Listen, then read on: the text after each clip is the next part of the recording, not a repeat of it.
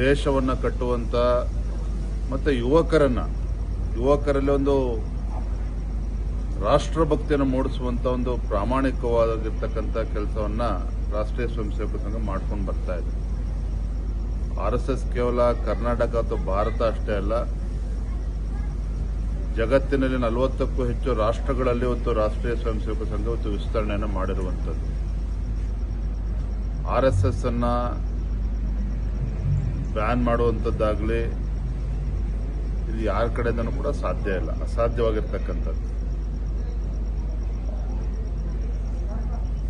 ರಾಜ್ಯದಲ್ಲಿ ಮತ್ತು ದೇಶದಲ್ಲಿ ಭಾರತೀಯ ಜನತಾ ಪಾರ್ಟಿ ಹೆಚ್ಚು ಅಸ್ತಿತ್ವ ಇಲ್ಲದೇ ಇದ್ದಂಥ ಸಂದರ್ಭದಲ್ಲೂ ಕೂಡ RSS ಅನ್ನ ಬ್ಯಾನ್ ಮಾಡಿರ್ತಕ್ಕಂಥ ಕಾಂಗ್ರೆಸ್ ಪಕ್ಷ, ಅದೇ ಕಾಂಗ್ರೆಸ್ ಪಕ್ಷ ಬ್ಯಾನ್ ಅನ್ನು ಕೂಡ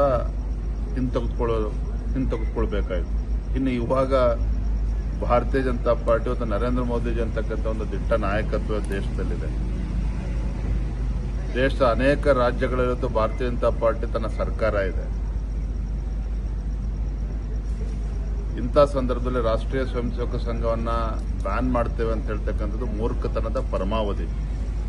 ನಾನು ಗೌರವಾನ್ವಿತ ಪ್ರಿಯಾಂಕಾ ಖರ್ಗೆ ಅವರಿಗೆ ಗೌರವವಾಗಿ ಹೇಳೋದಕ್ಕೆ ಇಚ್ಛಪಡ್ತೇನೆ, ನಿಮ್ಮ ಗ್ರಾಮೀಣ ಅಭಿವೃದ್ಧಿ ಇಲಾಖೆಯ ಬಗ್ಗೆ ಏನು ಸಾಧನೆ ಮಾಡಿದ್ದೀರಿ, ಏನು ಸುಧಾರಣೆಗಳನ್ನು ಮಾಡಿದ್ದೀರಿ, ಅದನ್ನ ರಾಜ್ಯದ ಜನತೆ ಮುಂದೆ ಬಿಚ್ಚಿಡಬೇಕು. ಕಳೆದ 50-60 ವರ್ಷಗಳ ಕಾಲ ಸುದೀರ್ಘವಾಗಿ ಗುಲ್ಬರ್ಗಾ ಜಿಲ್ಲೆ ನಿಮ್ಮ ಕುಟುಂಬದ ಹಿಡಿತದಲ್ಲಿದೆ. ಆ ಜಿಲ್ಲೆನಲ್ಲಿ ಏನು ಅಭಿವೃದ್ಧಿ ಕೆಲಸ ಮಾಡಿದ್ದೀರಿ, ಇವತ್ತು ಶಿಕ್ಷಣ ಕ್ಷೇತ್ರದಲ್ಲಿ ಇಡೀ ರಾಜ್ಯದಲ್ಲಿ ಕೊನೆಯ ಸ್ಥಾನ ಗುಲ್ಬರ್ಗಾ ಜಿಲ್ಲೆ. ಯಾಕಿಷ್ಟು ಶಿಕ್ಷಣ ಕ್ಷೇತ್ರದಲ್ಲಿ ಹಿನ್ನಡೆ ಆಗಿದೆ ಅನ್ನೋದನ್ನ ತಾವು ದಯವಿಟ್ಟು ಜನರ ಮುಂದೆ, ರಾಜ್ಯದ ಜನರ ಮುಂದೆ ತಿಳಿಸುವಂತ ಕೆಲಸ ಪ್ರಿಯಾಂಕಾ ಖರ್ಗೆ ಅವರು ಮಾಡಬೇಕು.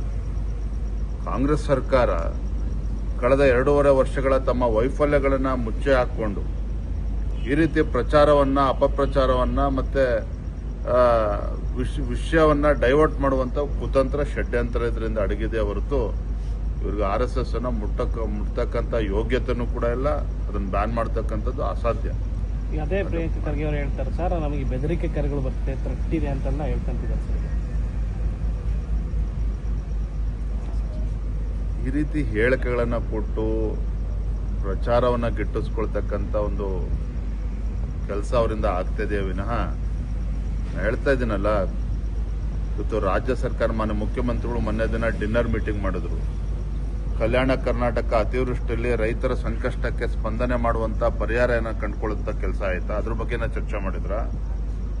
ರಾಜ್ಯವನ್ನ ಲೂಟಿ ಮಾಡಿ ಬಿಹಾರ್ಗೆ ಯಾವ ರೀತಿ ಹಣವನ್ನ ತೆಗೆದುಕೊಂಡು ಹೋಗಿ ಕಾಂಗ್ರೆಸ್ ಹೈಕಮಾಂಡ್ಗೆ ಖುಷಿ ಪಡಿಸುವಂತ ಕೆಲಸ ಮಾಡಬೇಕು, ಅದ್ರ ಬಗ್ಗೆ ಸಿದ್ದರಾಮಯ್ಯ ಚರ್ಚೆ ಮಾಡಿದ್ದಾರೆ ವಿನಃ ತಮ್ಮ ಮಂತ್ರಿ ಸಹೋದ್ಯೋಗಿಗಳ ಜೊತೆ ರಾಜ್ಯದ ಅಭಿವೃದ್ಧಿ ಬಗ್ಗೆನೂ ಚರ್ಚೆ ಮಾಡಿಲ್ಲ. ರಾಜ್ಯದ ಪರಿಸ್ಥಿತಿ ಎಲ್ಲಿಗೆ ಬಂದ್ಬಿಟ್ಟಿದೆ? ಗುಲ್ಬರ್ಗಾದಲ್ಲಿ ಲೈಬ್ರರಿಯನ್ ಗ್ರಂಥಾಲಯ ಸಹಾಯಕ ಆತ್ಮಹತ್ಯೆ ಮಾಡಿಕೊಂಡಿದ್ದಾರೆ. ಇದು ರಾಜ್ಯದ ಇಂದಿನ ಪರಿಸ್ಥಿತಿ. ಇದ್ರ ಬಗ್ಗೆ ಚರ್ಚೆ ಮಾಡಬೇಕಾಗಿದೆ. ರಾಜ್ಯದ ರೈತರ ಪರಿಸ್ಥಿತಿ ಬಗ್ಗೆ ಚರ್ಚೆ ಮಾಡಬೇಕಾಗಿದೆ. ರಾಜ್ಯದ ಅಭಿವೃದ್ಧಿ ಬಗ್ಗೆ ಚರ್ಚೆ ಮಾಡಬೇಕಾಗಿದೆ. ಇವತ್ತೇನಾಗಿದೆ ಬೆಂಗಳೂರಿನ ಮಹಾನಗರದಲ್ಲಿ ಸಾಮಾಜಿಕ ಜಾಲತಾಣಗಳಲ್ಲಿ ಇವತ್ತು ತೂಚಿ ಅಂತೇಳಿ ಉಗಿತಾ ಇದ್ದಾರೆ ಕಾಂಗ್ರೆಸ್ ಸರ್ಕಾರಕ್ಕೆ. ನಿನ್ನೆ ಕಿರಣ್ ಮಜುಮ್ದಾರ್ ಶಾ ನಮ್ಮ ರಾಜ್ಯದ ಹೆಮ್ಮೆ ಇವತ್ತು ಬಯೋಕಾನ್, ಅವ್ರ ಬಗ್ಗೆ ಇವತ್ತು ಕೆಟ್ಟದಾಗಿ ಟೀಕೆಗಳನ್ನು ಮಾಡುವಂಥದ್ದು. ಹಿಂದೆ ಬಿಜೆಪಿ ಸರ್ಕಾರ ಇದ್ದಾಗ ಯಡಿಯೂರಪ್ಪರವ್ರ ಮುಖ್ಯಮಂತ್ರಿಗಳು ಇದೇ ಮೋಹನ್ ದಾಸ್ ಪೈ ಅವರು ಟೀಕೆ ಮಾಡಿದ್ರು. ತತ್ಕ್ಷಣ ಯಡಿಯೂರಪ್ಪನವ್ರನ್ನ, ಮೋಹನ್ ದಾಸ್ ಪೈ ಅವ್ರನ್ನ ಕರೆಸ್ಕೊಂಡು ಚಹಾ ಕುಡಿಸಿ ಏನವ್ರ ಟೀಕೆಗಳು, ಏನು ಸಮಸ್ಯೆಗಳಿದ್ದಾವೆ, ಸಮಸ್ಯೆಗೆ ಪರಿಹಾರ ಕಂಡುಕೊಳ್ತಕ್ಕಂಥ ಕೆಲಸ ಹಿಂದಿನ ಮುಖ್ಯಮಂತ್ರಿಗಳು ಯಡಿಯೂರಪ್ಪನವ್ರು ಮಾಡಿದ್ರು.